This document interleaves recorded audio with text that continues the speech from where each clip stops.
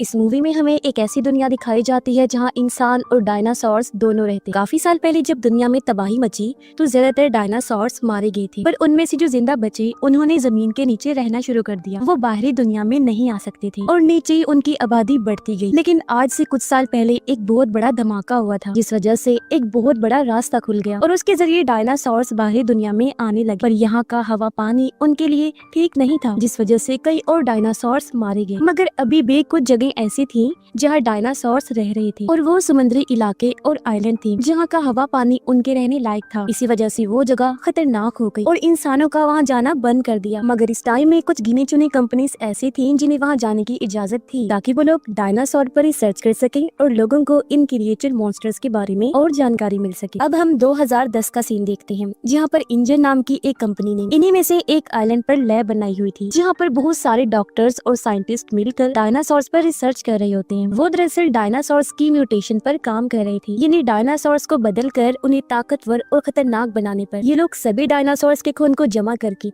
उनके डीएनए में बदलाव कर रही थी, ताकि वो सभी डायनासोर्स को म्यूटेट कर सके। ये इंजन कंपनी अपनी लैब में बहुत सारे डायनासोर्स को म्यूटेट कर भी चुकी होती है, जिन सबको बड़े बड़े कंटेनर्स के अंदर रखा हुआ था। और अब वो जिस डायनासोर को म्यूटेट कर रहे थे वो था टी-रेक्स। लेकिन इनके एक वर्कर की गलती की वजह से मशीन में गड़बड़ी हो जाती है, जिससे इनका म्यूटेशन का काम बीच में ही रुक जाता है। जिससे हुआ ये कि वो टी-रेक्स जो पहले सो रहा था वो जाग जाता है। वो आजाद होकर पूरे लैब में तबाही मचाने लगता है और बहुत सारे लोगों को वो बेरहमी से खा भी जाता है। इस टी-रेक्स को देखकर हमें समझ लग गई कि वो काफी हद तक म्यूटेट हो गया था, क्योंकि साइज में काफी बड़ा और बेहद खतरनाक और खूंखार लग रहा था। ये देख सभी साइंटिस्ट डॉक्टर्स खौफजदा हो जाते हैं और अपनी लैब और म्यूटेशन वाले काम को बीच में ही छोड़कर वहाँ से भाग जाते हैं। जिसके बाद इस लैब में वापस कोई भी नहीं आया और अब कहानी में 17 साल गुजर गए और हमें साल 2010 के बाद सीधा 2027 का टाइम दिखाया जाता है। ये मौजूदा वक्त। इस टाइम में हम एक आदमी को देखते हैं जिसका नाम मार्टिन होता है। मार्टिन दवाइयाँ बनाने वाली एक बहुत बड़ी कंपनी में काम करता था, जिसका नाम था पार्कर, जो हर बड़ी से बड़ी बीमारी की दवा बनाते। इस टाइम भी पूरी दुनिया में दिल की एक बहुत खतरनाक बीमारी चली हुई, जो हर दूसरे इंसान को लग रही। और पार्कर कंपनी अपनी रिसर्च से पता लगाती है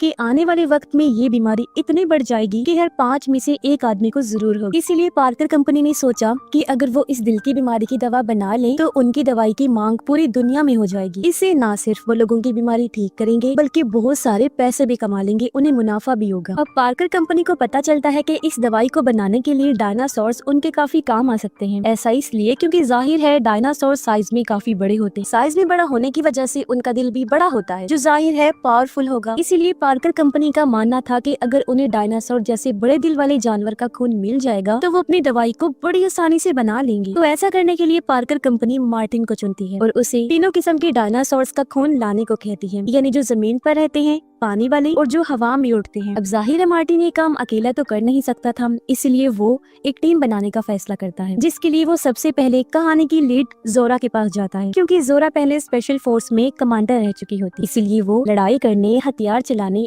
और मुश्किल टाइम में कैसे जिंदा रहना है इसमें काफी एक्सपर्ट होती है। और क्योंकि मार्टिन ने जिस जगह पर जाना है वो भी खतरनाक है, इसलिए मार्टिन अपनी टीम में सबसे पहले जोरा को चुनता है और उसके साथ काम करने के लिए वो जोरा को $10 मिलियन देने की बात करता है। जिसके बाद वो उसे सारा कुछ डिटेल में बताना शुरू करता है कि मेरी कंपनी दिल की खतरनाक बीमारी पर काम कर रही है और उस बीमारी की दवा बनाने के लिए कंपनी को तीनों डायनासोर्स का खून चाहिए। साथ ही उसने ये बताया कि मेरा ये मिशन पूरी तरह से खुफिया होगा, क्योंकि गवर्नमेंट को अगर इसके बारे में पता चल गया तो वो हमें ये मिशन पूरा करने की इजाजत कभी नहीं देगी, क्योंकि ये गैर कानूनी है। अब हालांकि ये सब सुनने के बाद जोरा जाना तो नहीं चाहती थी, लेकिन इतने सारे पैसों की वजह से वो उसकी मदद के लिए राजी हो गई और टीम में शामिल हो जाती। इसके बाद मार्टिन जोरा को लेकर तीसरे आदमी के पास गया, जो एक साइंटिस्ट होता है। ये भी एक ऐसा साइंटिस्ट डॉक्टर था जिसे डायनासोर्स के बारे में काफी जानकारी, इसलिए मार्टिन उसे अपनी टीम में शामिल होने का कहता है और उसे सब कुछ बता देता है, जिसके लिए साइंटिस्ट भी राजी हो गया। इसलिए नहीं कि उसे पैसों का लालच है, बल्कि वो तो डायनासोर से प्यार करता है। तो मिशन पर जाने का मकसद वो डायनासोर को और करीब से देख पाएगा और उनके बारे में और जानकारी उसे मिल जाएगी। और क्योंकि इस मिशन को करने के लिए 3 लोग काफी नहीं थे, इसलिए मार्टिन को और लोग चाहिए थे। इसके लिए जोरा मार्टिन को अपने 2 दोस्तों से मिलवाती है, जो उसके साथ स्पेशल फोर्स में काम किया करते।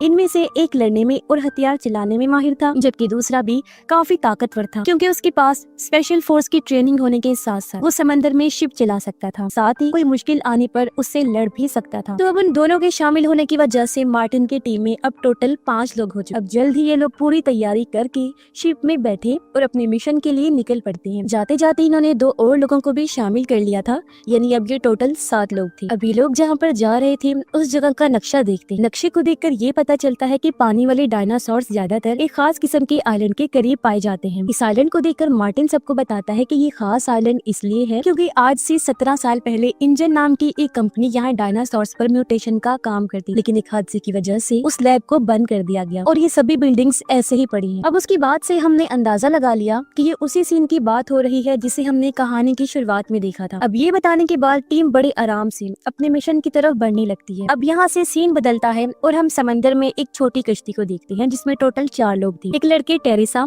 उसके 2 बहन भाई और डैड। ये लोग दरअसल समंदर में घूमने आए थे और अब एक जगह से दूसरी जगह पर जा रहे होते हैं, लेकिन जैसे जैसे इनकी कश्ती आगे बढ़ती है बहुत सारे समुद्री क्रिएचर्स इनके चारों तरफ से आ जाते हैं और ये सारे क्रिएचर असल में पानी वाले डायनासोर्स ही थे जो अब एक एक करके इनकी कश्ती से टकराने लगते हैं और जल्द ही इनकी कश्ती को पलट के रख देते हैं, जिससे वो चारों पानी में गिर गए। लेकिन इनकी किस्मत अच्छी थी कि वो डायनासोर्स यहाँ से जा चुके थे, जिससे इनकी जान बच गई। ये लोग जल्दी से अपनी कश्ती के पास आए। टेरेसा के डैड अपनी लोकेशन के मुताबिक फ्रीक्वेंसी सेट करके आसपास सिग्नल्स भेजते हैं। जल्दी सिग्नल उस टीम की शिप पर चले गए, जिससे जोरा के दोस्त को पता चल गया कि कोई यहाँ पर है जिसे मदद की जरूरत है, क्योंकि उन्होंने अपनी फ्रीक्वेंसी सेट करने के बाद सिग्नल्स के साथ लोकेशन भी भेजी। चेक करने पर पता चला कि वो लोग इनसे करीब 45 किलोमीटर की दूरी पर हैं और इनकी शिप तो लगभग अपनी मंजिल यानी उस आइलैंड के करीब थी। इसलिए मार्टिन उन्हें कश्ती वापस ले जाने और उन लोगों की मदद करने से मना कर देता है, ये कहकर कि हम पहले अपना काम करेंगे और फिर किसी की मदद को जाएंगे। मगर जोरा का साथी एक अच्छा इंसान, वो मार्टिन की बात ना मानकर शिप को वापस उन लोगों की तरफ मोड़ देता है। जल्दी ये लोग उन तक पहुंच गए और चारों को अपनी शिप में लाकर उनकी जान बचा लेते हैं। अब टेरेसा के डैड उन लोगों को बता देते हैं जो भी उनके साथ समंदर में हुआ था, जो सुनकर टीम समझ जाती है कि उन लोगों पर हमला करने वाले और कोई नहीं बल्कि पानी वाले डायनासोर्स थे। और अब अगले ही पल बहुत सारे बड़े बड़े साइज के पानी वाले डायनासोर्स उनकी शिपें भी टकराने लगते हैं। ये देख टीम के लोग डरे नहीं बल्कि खुश हो गई और अपनी शिप को डायनासोर के और करीब ले जाते हैं ताकि अपने पहले टास्क को पूरा कर सके। पता चला कि डायनासोर का खून निकालने के लिए साइंटिस्ट साथी ने अपना दिमाग लगाकर एक बहुत अच्छी तरकीब लगाई होती है। असल में उनके पास एक ऐसी गन होती है जिसके ऊपर सुई वाली सिरिंज और कंटेनर एक साथ लगे होते हैं। अब जैसे ही गन से ही सुई वाले कंटेनर्स डायनासोर्स के जिस्म पर मारे जाएंगे, सुई जिस्म के अंदर घुस जाएगी, जिससे जल्दी कंटेनर्स खून से भर जाएंगी। पूरी तरह से भरने के बाद कंटेनर्स हवा में उड़ जाएंगे क्योंकि इनके साथ पैराशूट लगा होता है, जिसके बाद ये लोग बड़ी आसानी से उन कंटेनर्स को कैच कर लेंगी जब वो नीचे आएंगे। अब अपने सामने एक डायनासोर को देखकर जोरा जल्दी से सुई वाली गन से वार करती है, जिससे ये बाआसानी उस डायनासोर का खून हासिल कर लेती है। अब क्योंकि इनका पहला टास्क पूरा हो गया था, एक डायनासोर का खून वो हासिल कर चुके थे, इसलिए सब काफी खुश हो जाते हैं। अब इसी के साथ कुछ और पानी वाले डायनासोर्स इनकी शिप पर हमला करके शिप को टक्कर मारने लगते हैं, जो देखकर जोरा के दोनों साथी उन पर शॉट्स करने लगते हैं ताकि डायनासोर्स पीछे हट जाएं। मगर इससे वो पीछे तो नहीं हटे, उल्टा उन्हें गुस्सा आ गया और एक डायनासोर शिप के करीब आकर जोरा के एक साथी को पकड़ लेता है और उसे सबके सामने खा जाता है, जो देखकर सभी बुरी तरह डर जाते हैं। अभी वो रुकते नहीं बल्कि बार बार शिप को हिट करते रहते हैं, जिससे वो बुरी तरह हिलने लगी। इससे हुआ ये कि टेरेसा पानी में गिर जाती है। ये देखकर उसकी दोनों बहन भाई और डैड भी पानी में कूद जाते हैं ताकि उसे बचा सके और जल्दी वो चारों तैरते हुए करीब वाले आइलैंड पर आ जाते हैं। अब जैसे तैसे जोरा का दूसरा साथी शिप को संभालता है और जल्दी वो भी शिप को आइलैंड के करीब ले आता है, लेकिन शिप बुरी तरह एक चट्टान से टकरा जाती है, जिससे बहुत ज्यादा वो टूट जाती है। मगर अच्छी बात ये थी कि उन लोगों की जान बच गई। अब ये लोग जैसे शिप से उतरकर आइलैंड पर आए, तभी इनके सामने एक बड़ा सा डायनासोर आ जाता है, जो उस लड़की जिसे इन्होंने बाद में शामिल किया था उसे बेरहमी से कहा जाता है, यानी इनका दूसरा साथी भी मारा गया था। अब ये देखकर सभी खौफजदा हो गए और वो इस बारे में सोचने लगते हैं कि अब वो घर वापस कैसे जाएंगे, क्योंकि उनकी शिप का बुरा हाल हो गया था, वो टूट चुकी थी, इसलिए उसके जरिए तो वापस जाना इनके लिए नामुमकिन होगा। होगा। वो सब परेशान हो रहे थे कि तभी जोरा उन्हें तसल्ली देती है ये कहते हुए कि मेरे पास दूसरा प्लान भी है। वो कहती है कि मुझे अंदाजा था कि इस मिशन पर आने से शायद हमारी शिप तबाह हो सकती है, इसलिए मैंने अपनी एक दूसरी टीम को तैयार किया हुआ था और उनसे कहा था कि वो अगले दिन हेलीकॉप्टर लेकर इस आइलैंड पर आ जाएं। इसीलिए आज ही हमें जल्द से जल्द अपना काम खत्म करके इस आइलैंड की किसी ऊंची जगह पर जाना होगा, ताकि कल जब हमारे साथी हेलीकॉप्टर लेकर आए तो ऊंची जगह पर होने की वजह से वो हमें देख सके और हम उन्हें देख पाएं, क्योंकि वो सिर्फ कुछ मिनट्स के लिए ही हमारा इंतजार करेंगे। अब ये सुनकर जोरा का साथी काफी घबरा गया। वो सबको बताता है कि ये आइलैंड बहुत ही खतरनाक है, डायनासोर से भरा हुआ है और ये बात सभी जानते हैं। तो वो हेलीकॉप्टर वाली टीम यहाँ ज्यादा देर रुककर मरना पसंद नहीं करेंगे, इसलिए कुछ देर ही वो हमें मॉनिटर करेंगे। अगर तो हम उन्हें मिल गए तो वो हमें ले जाएंगे, लेकिन अगर नहीं तो उन्हें लगेगा कि इस आइलैंड पर ही हमारी मौत हो गई है और वो हमें छोड़ के चले जाएंगे। अब इस आइलैंड पर एक जगह ये थी तो दूसरी जगह पर टेरिसा और उसकी फैमिली थी। अब ये फैमिली तो यहाँ से निकलने के लिए मदद ढूंढ रही थी। तो वही जोरा और उसकी टीम का ये प्लान था कि हम आज ही बाकी बचे दोनों डायनासोर्स का भी खून जमा करके कल सुबह हेलीकॉप्टर से अपने घर वापस लौट जाएं। ये आइलैंड सच में काफी अजीब था। अलग अलग तरह की चीजें वो यहाँ पर देखते हैं, जैसे वो मुख्तलिफ किस्म के डायनासोर्स को देखते हैं। इनके अलावा अलग अलग किस्म के जानवर और कीड़े मकोड़े भी इन्हें मिलते हैं। लेकिन फिर इस सब के बाद जोरा और उसकी टीम आइलैंड पर और छानबीन करने लगते हैं। इन्हें एक बहुत बड़े मैदान में जमीन पर रहने वाले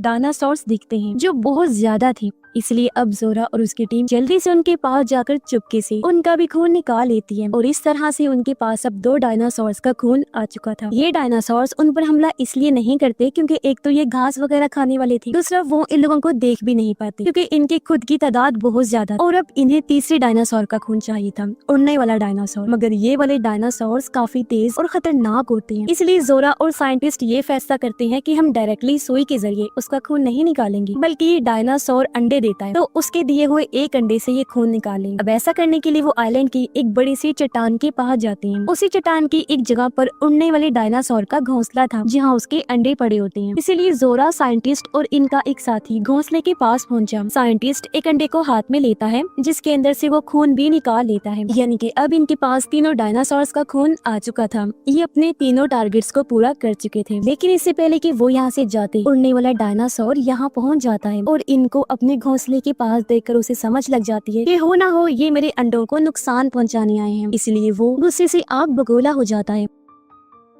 वो इन तीनों पर हमला कर देता है और इनके एक साथी को खा जाता है। लेकिन अब जोरा, साइंटिस्ट, जोरा का साथी और मार्टिन किसी तरह अपनी जान बचा लेते हैं और तीनों डायनासोर्स का खून लेकर आइलैंड में और आगे बढ़ते हैं। देखते ही देखते रात होने लगी, मगर अंधेरा होने से पहले ये टीम भी और टेरिसा और उसकी फैमिली भी उस लैब के पास पहुंच जाते हैं जिसे सालों पहले इंजन कंपनी चलाया करती। अब ये लोग इस जगह पर इसलिए आए थे क्योंकि ये इनको सबसे महफूज जगह लग रही थी, मगर यहाँ आने के बाद इन्होंने देखा कि यहाँ तो खतरा बाहर से भी ज्यादा है, क्योंकि बहुत सारे बड़े बड़े खतरनाक डायनासोर्स इन पर हमला कर देते हैं। ये बाकियों की निस्बत ज्यादा खूंखार इसलिए थे क्योंकि सब म्यूटेट हो चुके थे, मगर फिर भी जैसे तैसे वो लोग इन डायनासोर से बचते रहते हैं। और अब इन सब के बीच में ही मार्टिन अपना असली चेहरा दिखाता है। वो तीनों डायनासोर्स के खून के कंटेनर खुद ले लेता है और अपनी जेब से गन निकाल कर उन सब पर तान देता है। वो उन सबको धमकाता है कि अगर मेरे सामने किसी ने आने की कोशिश की तो मैं उसकी जान ले लूंगा। और अब इसी के साथ वहाँ पर एक और डायनासोर आ गया जो अब तक का सबसे बड़ा और खतरनाक टीरेक्स डायनासोर था। और अब इसे देखकर हमें पता चला